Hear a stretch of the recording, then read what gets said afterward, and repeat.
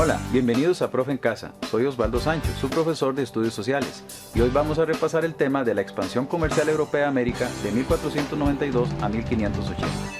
Los siglos XV y XVI fueron protagonistas de grandes descubrimientos geográficos y cambios en la sociedad europea, que van a influir enormemente en el proceso de la expansión comercial. Se empiezan a manifestar en Europa una serie de rasgos característicos para este periodo en todos los ámbitos, los cuales se venían gestando desde varios siglos atrás. Desde el punto de vista social, Europa vivía la decadencia del feudalismo.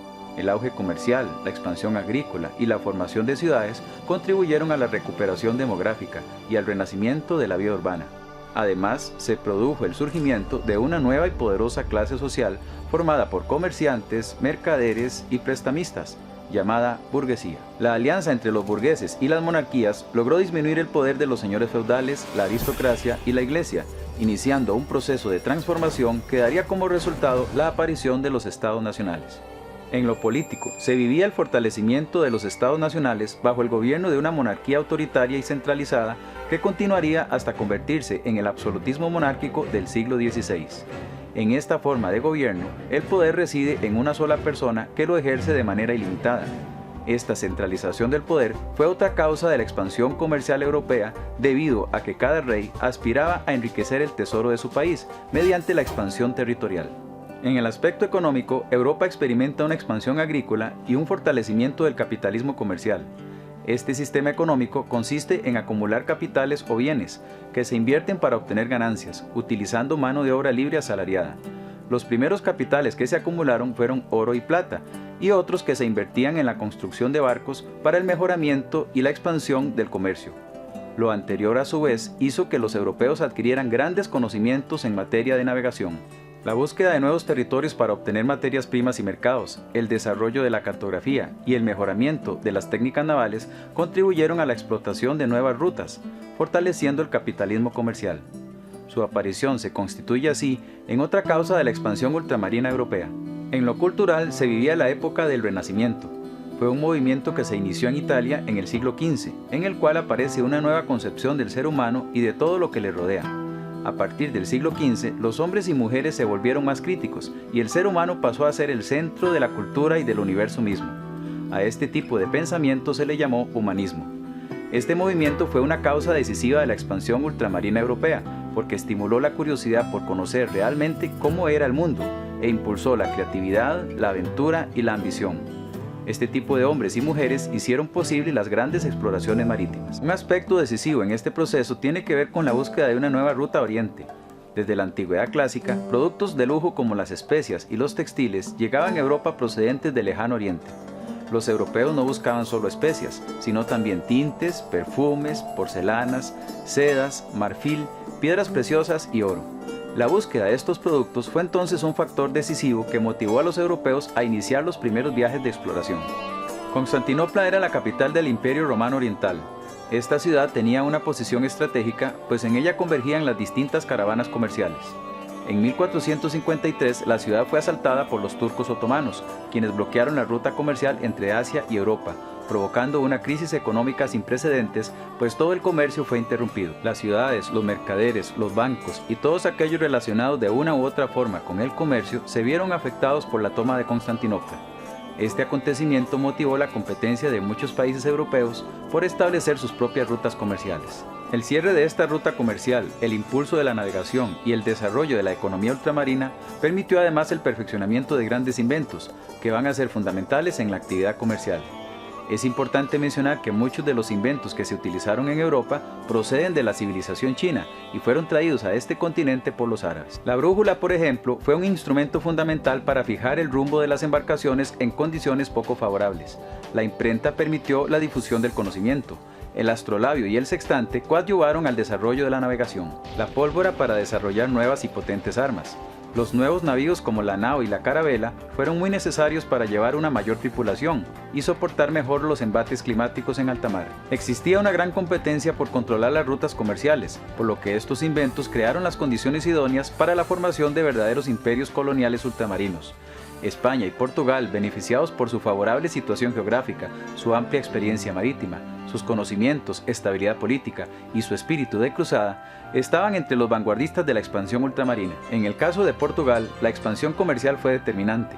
Los portugueses se vieron en la necesidad de buscar una nueva ruta para intercambiar productos con Asia desde la caída de Constantinopla. El rey Enrique, el Navegante, dio un tremendo impulso a la navegación a través de la fundación de la Escuela Náutica de Sagres en 1438. De esta forma, lograron establecer una nueva ruta comercial que bordeaba la costa de África y llegaba hasta Asia. En estos viajes destacaron navegantes como Bartolomé Díaz, que llegó hasta el Cabo de Buena Esperanza, y Vasco da Gama, quien logró bordear el continente africano y llegar a la India en 1498. Esto produjo que las ganancias de la corona portuguesa aumentaran y se intensificara el comercio entre esta región y Europa. En cuanto a España, este país experimenta entre los siglos 7 y 11 la invasión de su territorio por parte de los árabes. Durante mucho tiempo, España estuvo invadida por los musulmanes, quienes impulsaron el avance comercial y cultural en esta región. En España existió por esta época la estrategia de realizar alianzas de tipo matrimonial para poder afianzar los lazos políticos entre los reinos. Una de las alianzas más importantes durante esta época, por las implicaciones que tendría, fue la que se realizó a través del matrimonio de Fernando de Aragón e Isabel de Castilla, conocidos como los Reyes Católicos. Con esta alianza realizada en 1479 se conformó el Reino de España y provocó que en 1492 se expulsara a los musulmanes de Granada, último bastión de esta cultura en España. Gracias a estas alianzas, así como el apoyo de la burguesía a la corona española, la monarquía empezó a someter a los señores feudales y a las comunidades autónomas que se encontraban en territorio español. Aunque las monarquías lograron la reunificación, España no logró un gran desarrollo a nivel político, social, artístico o científico. Las enfermedades que azotaron el campo provocaron una alta migración hacia las ciudades, en lugares donde se desarrolló el comercio. Este impulso del comercio fortaleció al clero y a la nobleza, así como a los altos mandos militares, lo que favoreció la expansión de las ciudades. Los anteriores factores posibilitaron el hecho de que en 1492 Colón estableciera con los reyes católicos las capitulaciones de Santa Fe, documento que expresaba sus derechos y deberes, así como los beneficios y títulos que se le otorgaban. El navegante partió de la idea de que la tierra era redonda e hizo cálculos para establecer una nueva ruta a oriente por occidente, pero calculó mal su circunferencia e ignoró la existencia del continente americano.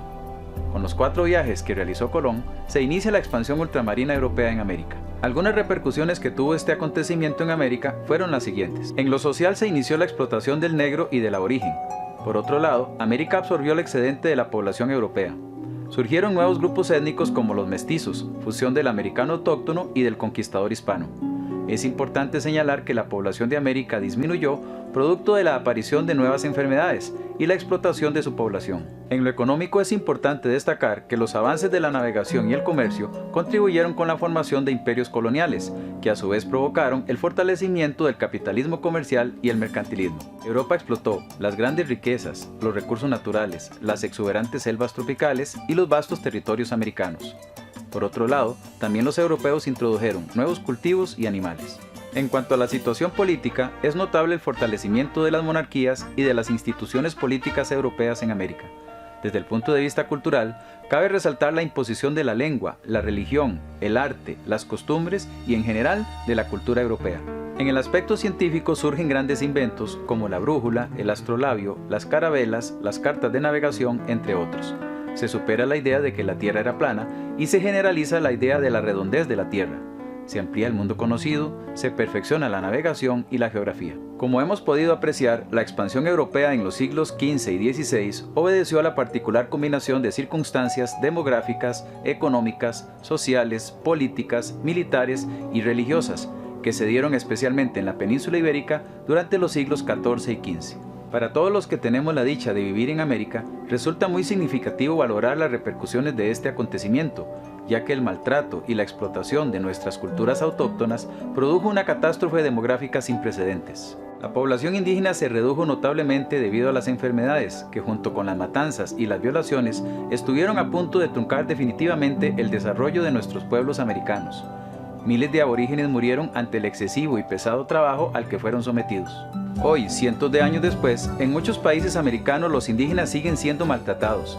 Son considerados ciudadanos de segunda categoría, marginados, extraños en sus propias tierras, confinados a reservas, explotados, acosados por nacionales y extranjeros, violentados en sus derechos humanos, asesinados, desaparecidos, secuestrados y despojados de sus tierras. Ante esta situación debemos preguntarnos, ¿qué estamos haciendo nosotros por recordar a todos aquellos aborígenes valerosos que lucharon y sacrificaron sus vidas por mantener intactas las costumbres y creencias de sus pueblos? ¿Cuánto hemos cambiado los americanos en más de 500 años? ¿Qué pasó con los aborígenes? ¿Cómo viven actualmente? ¿Qué actitud demostramos hacia nuestras culturas autóctonas? ¿Seremos nuevamente víctimas de invasiones y conquistas? Espero que la discusión de estos temas nos permita entender mejor la realidad histórica de los pueblos americanos y nos permita valorar la riqueza de nuestra cultura autóctona. Muchas gracias por su atención y sigan disfrutando de los videos de Profe en Casa.